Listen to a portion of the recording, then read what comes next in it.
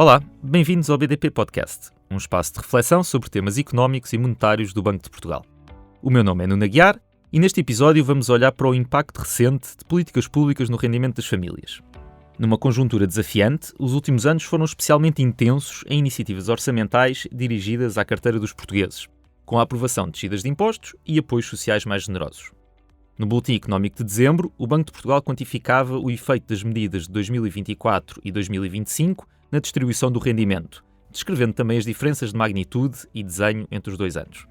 Lara Vemans, economista do Departamento de Estudos Económicos do Banco de Portugal, é uma das autoras desta análise e é também a nossa convidada de hoje. Muito bem-vinda, Lara. Obrigada. Como eu estava a dizer na introdução, os últimos anos tiveram várias novidades orçamentais, tanto do lado dos impostos como dos apoios sociais, e houve um impacto relevante no rendimento das famílias. Se calhar é difícil, e para começar, as pessoas podem não saber tudo o que aconteceu, não se lembrarem de tudo o que aconteceu. Que medidas é que foram analisadas neste vosso exercício que eu estava a referir há pouco? Sim, de facto tem havido muitas novidades orçamentais com impactos relevantes no rendimento das famílias e é provavelmente muito difícil acompanhá-las todas. Nos últimos 3 anos nós publicámos 4 análises diferenciadas nos boletins económicos com uma análise do impacto redistributivo destas medidas e, portanto, aí dá para ter uma ideia de que, de facto, as coisas têm mudado relativamente depressa. Neste exercício em particular nós temos 3 conjuntos de medidas. Temos medidas ao nível do IRS, nomeadamente a alteração das taxas, dos escalões do imposto, mas também alterações ao nível do funcionamento do IRS jovem. Temos depois do lado das pensões um suplemento extraordinário das pensões que foi pago em outubro de 2024 e temos em 2025 o aumento adicional de 1,25 pontos percentuais nas pensões até 1.500 euros. E aqui aumento adicional é relevante porque nós, neste tipo de análises, não avaliamos o impacto da atualização regular das pensões de acordo com a regra. Nós não consideramos que isso seja uma medida de política orçamental e, portanto, não entra no conjunto destas novidades que nós queremos avaliar. Mas temos também um último conjunto de medidas que são nas outras prestações que não pensões. E aí também tivemos novidades em 2024 e 2025. Tivemos, nomeadamente, uma atualização do abono de família e um aumento significativo dos valores de referência do complemento solidário para idosos e do rendimento social de inserção. Portanto, o exercício que vocês fazem é pegam nessas medidas todas e tentam avaliar como é que elas impactaram o rendimento das famílias. Exatamente. Se calhar vamos começar por 2024. O que é que aconteceu? Que efeitos é que essas medidas tiveram no rendimento das famílias em 2024? As estimativas que nós fazemos apontam para um aumento de 3,6% do rendimento disponível que advém destas alterações de política. E 70% deste impacto vem das alterações que foram feitas ao nível do IRS. E aqui importa relembrar que houve 2 vagas aqui consideradas de medidas no IRS. Portanto, são as primeiras que foram implementadas logo no início de 2024 e são as que foram discutidas e aprovadas no Parlamento ao longo do ano e que foram implementadas nas tabelas de retenção a partir de setembro. Portanto, o que já estava no orçamento, previsto no orçamento e depois o que foi aprovado a seguir. Referiste uma percentagem de impacto.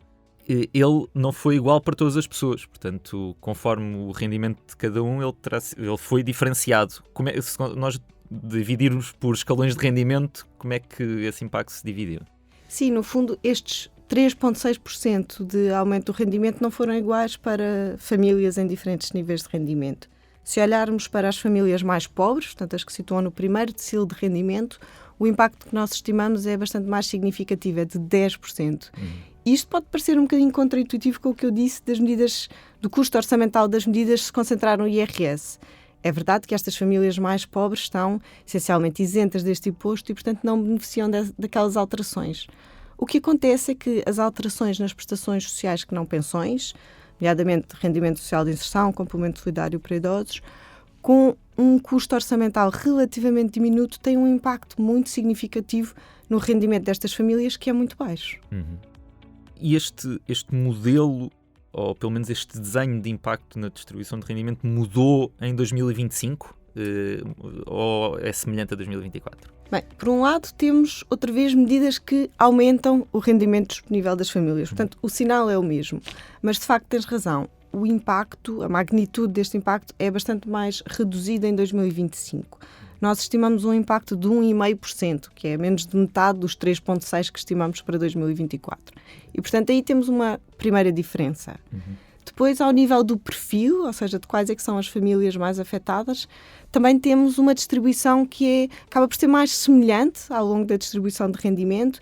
Ela é um bocadinho mais significativa nos dois extremos da distribuição, ou seja, as famílias mais pobres e as famílias mais ricas beneficiam em cerca de 2% destas medidas, o que é acima dos tais 1,5% para o geral da população, mas a diferença não é muito significativa. Portanto, eu diria que a principal diferença é que há uma menor diferenciação do impacto nas diferentes famílias. E em 2025, se calhar, das medidas mais discutidas tem sido o IRS jovem. Vocês olham também um bocadinho para o impacto dessa medida em específico. O que é que nos podes dizer sobre os efeitos nos rendimentos em específico do IRS jovem? Bem, o IRS jovem, de facto, merece aqui na análise que fazemos uma atenção especial, porque, apesar do seu impacto no rendimento do total das famílias ser de 0,8%, e, portanto, ele não é muito significativo, isto acontece porque este impacto é diluído por um conjunto de famílias que não são afetadas por esta medida, e, portanto, tem um impacto zero destas medidas. O que nós fizemos foi olhar especificamente para os rendimentos da população alvo desta medida. Ou seja, olhámos para os rendimentos dos jovens até aos 35 anos e fomos então perceber que esta medida tem um impacto de 5,6% no seu rendimento. E daí que, de facto, seja uma medida muito relevante. Além de ter impacto nesse subgrupo, digamos assim, dos jovens, a medida acaba por também ter um impacto no sistema fiscal no seu todo, não é? Seja na maneira como está desenhado e até, se calhar, na sua equidade. Vocês tiram também algumas conclusões sobre esses efeitos na caixa do boletim, não é? Sim, sem dúvida. O IRS jovem leva a uma redução da receita de IRS e, por essa via, também reduz a capacidade que o imposto tem de redistribuir rendimento pelas diferentes famílias. No fundo, a análise que nós fazemos nós calculamos o coeficiente Gini, que é uma medida da desigualdade na distribuição do rendimento, calculamos-o em duas situações. Numa simulação em que incluímos este mecanismo e numa simulação em que este mecanismo do IRS jovem não existe. E nessas duas simulações o que nós percebemos é que o coeficiente Gini é mais alto quando o mecanismo do IRS jovem está em vigor, ou seja, ele gera após imposto uma distribuição de rendimento que é mais desigual. Mas eu diria que este efeito é relativamente diminuto. Mas há outra questão da equidade fiscal que se põe nesta medida, que é o tratamento diferenciado de pessoas em diferentes gerações, portanto, indivíduos com diferentes idades. O mecanismo do IRS jovem, particularmente em salários elevados, gera um tratamento bastante diferenciado de indivíduos com rendimentos, situações familiares relativamente parecidas. Portanto, no fundo, o que nós temos é só uma ilustração que nós fazemos na Caixa, é que para salários brutos de 2.500 euros, ou seja, salários acima do salário médio que é pago em Portugal, o benefício do IRS jovem traz um aumento do rendimento de cerca de 400 euros por mês. E, portanto, é uma diferença muito significativa.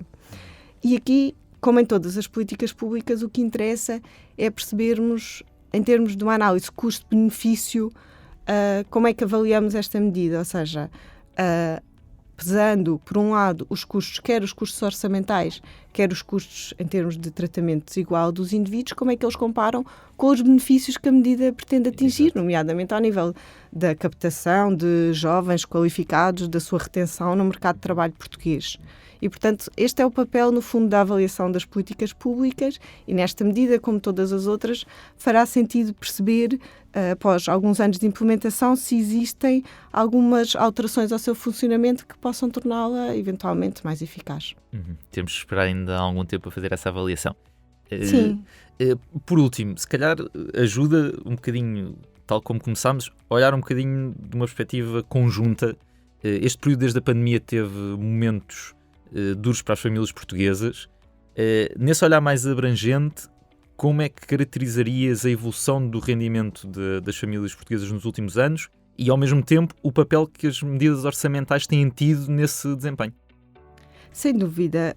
Podemos começar por olhar um bocadinho para o rendimento das famílias. E aí é importante dizer que o rendimento disponível das famílias em Portugal, o rendimento agregado, tem aumentado em termos reais, ou seja, mesmo nos anos de inflação elevada, em 2022, em 2023, nós conseguimos ver um aumento dos rendimentos a nível real. Isto foi possível, por um lado, porque houve um crescimento muito forte dos salários. Os salários em Portugal têm tido uma evolução muito forte, mas também houve medidas de resposta ao choque inflacionista que permitiram apoiar as famílias e que foram especialmente importantes para o rendimento das famílias mais pobres. E nós mostramos isso nas caixas que fizemos para o Boletim Económico de dezembro de 2022, de junho de 2023, mostramos então este perfil de medidas em que encontramos efeitos mais importantes para as famílias mais pobres. Portanto, a evolução tem sido positiva e as políticas públicas têm potenciado esse crescimento real dos rendimentos, não é? Sim, e houve também outra característica muito importante das políticas públicas que foram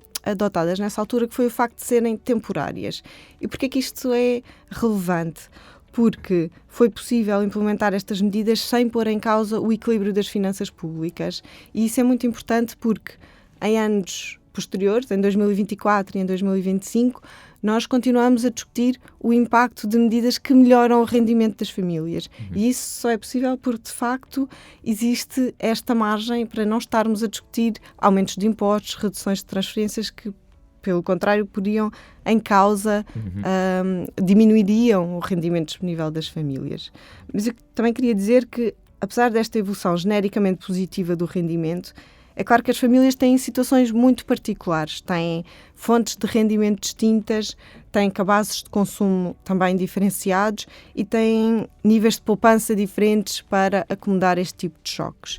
E o choque inflacionista, para algumas famílias, de facto, terá conduzido a dificuldades muito significativas e também terá agravado situações de pobreza e exclusão social que não podem ser ignoradas. Portanto, esta média esconde um bocadinho algumas situações que são realmente graves, não é? Apesar da evolução global ser positiva. Sim, sem dúvida. Não podemos olhar apenas para a média, temos também de perceber que há algumas situações que devem ser equacionadas. E aqui o reforço das prestações sociais, como falámos, de prestações como o complemento solidário para idosos ou o rendimento social de inserção, podem aqui ter um papel relevante.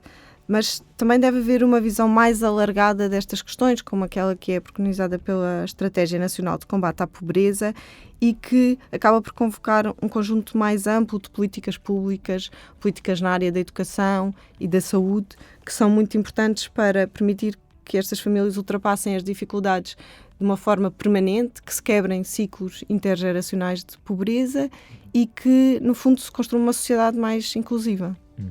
Lara, muito obrigado por nos teres ajudado a esclarecer os efeitos destas iniciativas orçamentais no rendimento das famílias. Nem sempre estes debates recebem a atenção devida. Obrigado também a quem nos esteve a ouvir. A Caixa e feitas alterações ao IRS e às prestações sociais na distribuição do rendimento em 2024 e 2025 foi preparada por Lara Vemans e Sara Riscado e faz parte do Boletim Económico de dezembro. Tal como as outras publicações do Banco de Portugal, pode ser consultada em bportugal.pt. Siga-nos também no LinkedIn, Instagram e Blue Sky. Até breve!